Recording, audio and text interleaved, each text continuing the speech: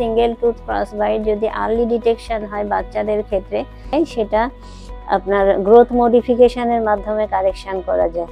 আমি ডাক্তার আঞ্জুমানা রামুনা, সহকারী অধ্যাপক ডেন্টিস্ট্রি, FCPS অর্থোডন্টিয়া, কর্মরত আছি Dhaka dental college, Mirpur 14। Cross বাইটের অনেক রকম ভ্যারাইটি আছে, যেটা dental cross bite, single tooth cross bite যদি আর্লি ডিটেকশন হয় বাচ্চাদের ক্ষেত্রে, যেটা অনেক আর্লি এজে ডিটেক্ট করা যায়। বাচ্চাদের অনেক সময় দেখা যায় 8-9 বছরেই বাচ্চাদের ক্ষেত্রে দেখা যায়। সেটা অনেক সময় 1-2টা দাঁতে ব্রাকেট পরাই দিয়েই ওটা কারেকশন করা যায়।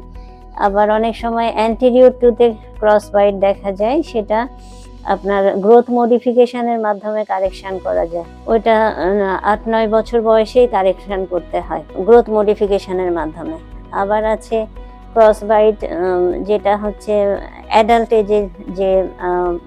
এজ বা টিন এজে এসে কারেকশন করতে হয়। ক্রস বাইটের কারেকশন আমাদের ট্রিটমেন্ট অপশনে বিভিন্ন রকম ট্রিটমেন্ট অপশন আছে।